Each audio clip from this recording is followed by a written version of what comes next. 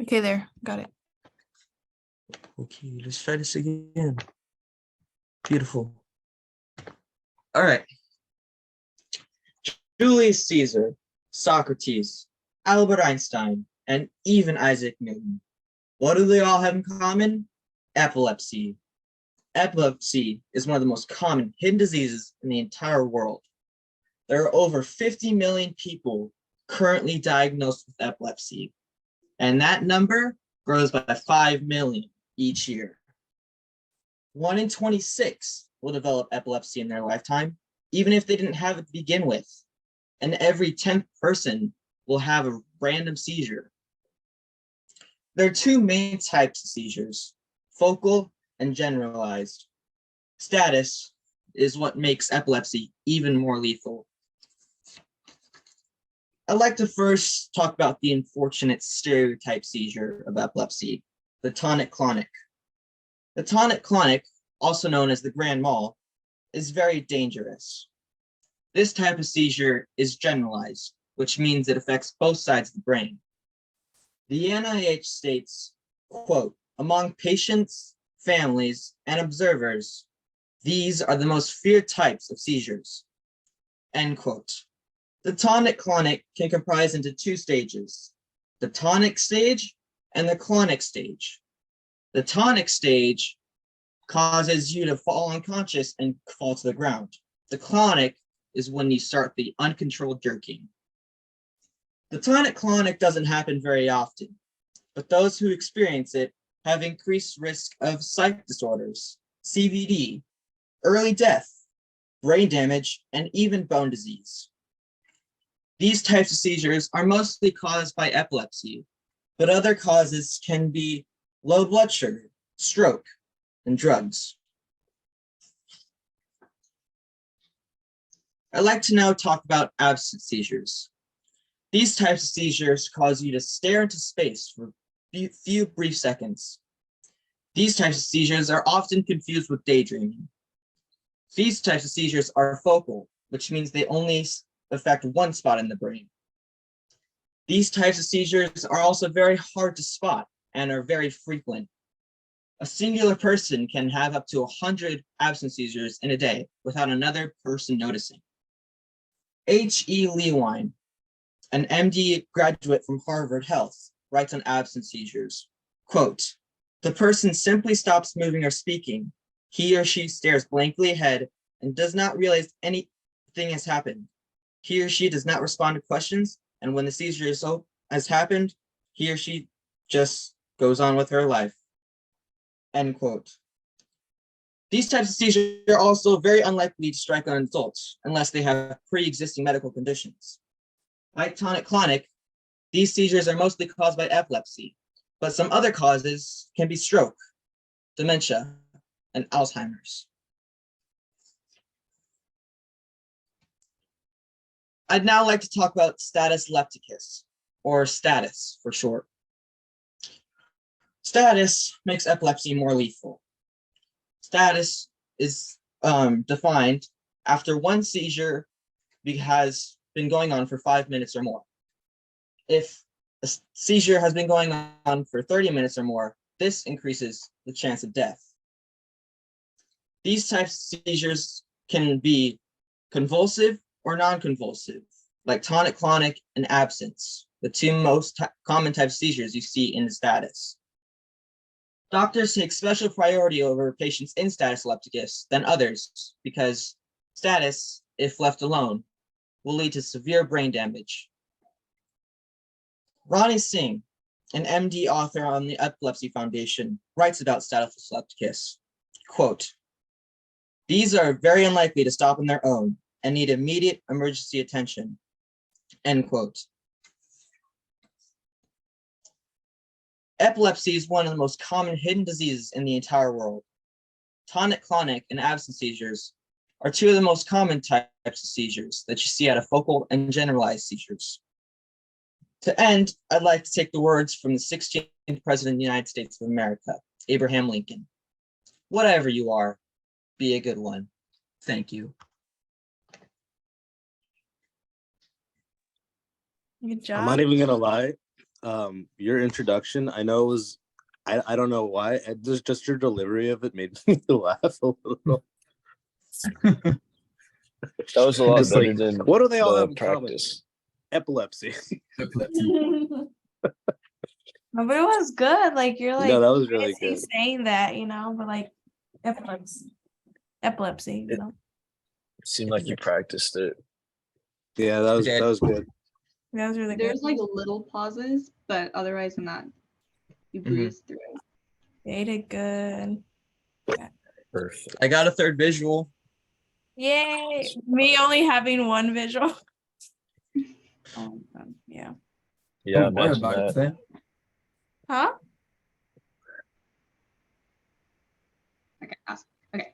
What is your morning to-go drink? Is it water, nothing, or even soda? If you're like most people, it's a nice cup of tea or coffee. Caffeine has become an integration in our daily lives and something many people can't live without. If you're like me, it's a part of everyday life, whether that be through foods, through sweets, drinks, or certain medication.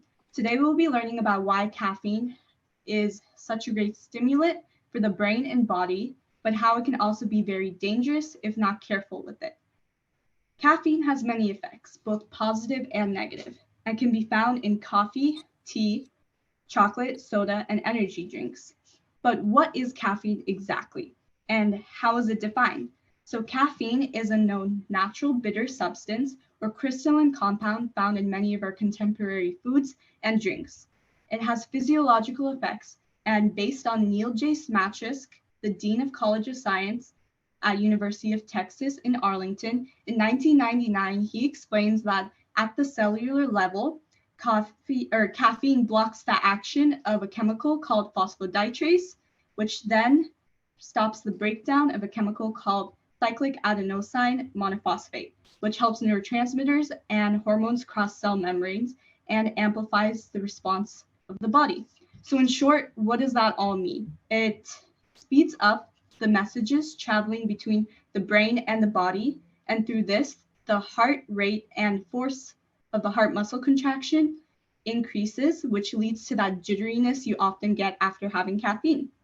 And these effects are mainly seen in the heart, brain, and the muscles.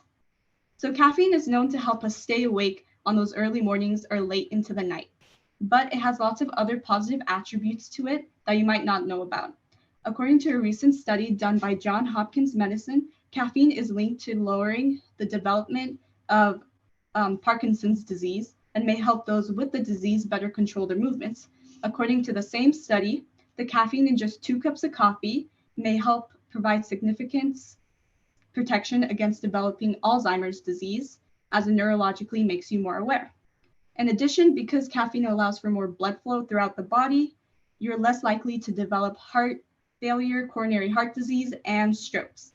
And as much as research has shown positive effects of caffeine, there's also many negative effects that I think we need to be aware of.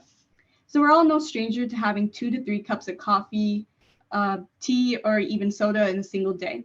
But did you know heavy caffeine use can cause negative effects? According to Mayo Clinic 2022, staff of doctors and researchers, if you drink more than 4 cups of caffeinated coffee a day or the equivalent, you're more prone to headaches, nervousness, fast heartbeats, and insomnia.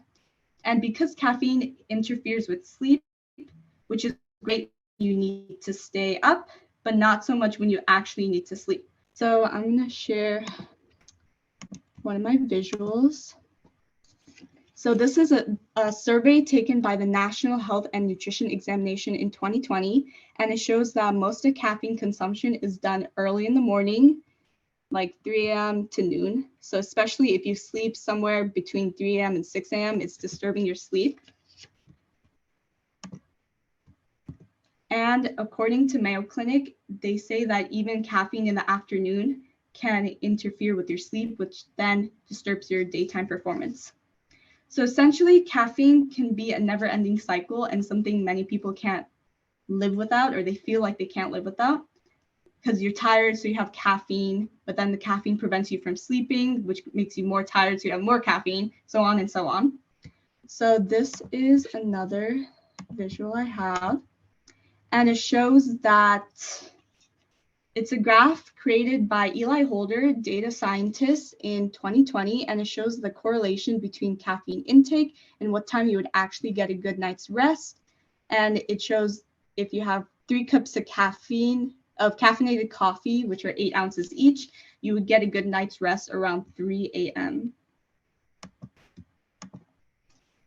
So we all know that with all this caffeine in your system, where does it actually go? So caffeine is broken down in the liver, and according to 2020 Harvard T.H. Chan School of Public Health, though it's absorbed within 45 minutes, it could stay in your bloodstream for about 1.5 to 9.5 hours, which means it can build up if you're not careful with it.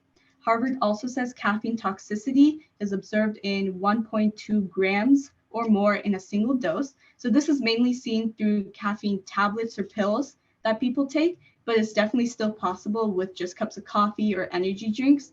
So as a reference, I have a coffee bean right here, and this one has around 6 milligrams of caffeine in it. So it's not 1.2 grams, but the more you have, the more it can definitely add up and lead to toxicity. And I know we don't often think about mixing caffeine with other things and what that may affect, how that may affect us. But according to the Alcohol and Drug Foundation, having caffeine can mask the effects of alcohol. So if you have caffeine and alcohol, you tend to have more alcohol because you don't feel the effects, which could lead to more increased alcohol-related harms.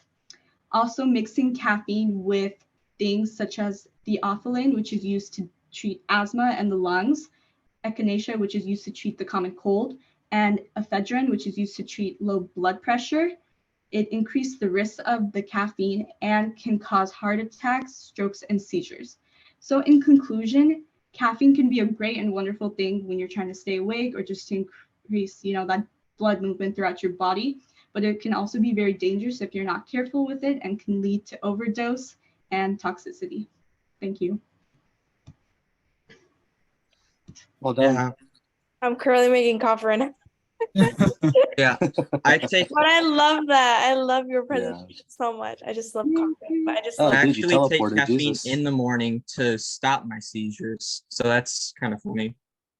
Yeah, I didn't know that about Alzheimer's disease. That's big. That's like my biggest fear in the world. So, yeah, I'm gonna start drinking more coffee. In your So- speech, the beginning was kind of fast, but you eventually slowed down and started pacing yourself. Yeah, I thought I was gonna run out of time Yeah. because Yeah. even right now, That's really the only feedback. It's you were kind of going a little fast in the beginning, and then you kind of slowed down. I thought it made sense though because you led with like I like drink a lot of coffee and you were talking really fast and I was like, oh, that makes sense. That's part of the introduction. yeah, I had coffee before this. That would Yeah. have been a good Actually, introduction. one of my visual aids is just myself talking. Oh my god. But yeah, you did really I- good on your presentation. Thank That's you. I was the- trying to create this- so much information, but No, you did good. This- Like from the first time when you presented and now like you improved. Like you're Improve. really It good. improved. thank you. I really liked it actually. There was a lot of like really useful information in there. Yeah. I I thought kinda it like was how- funny. Yeah, I liked how you made it like you kind of presented both sides, like the pros and the cons. So that was good. I thought it was funny because I could relate to like taking pre-workout past like 6 p.m. and not being able to go to sleep until like 3. So I thought like, Oh, I didn't even know that was a proven fact. I thought that was just me.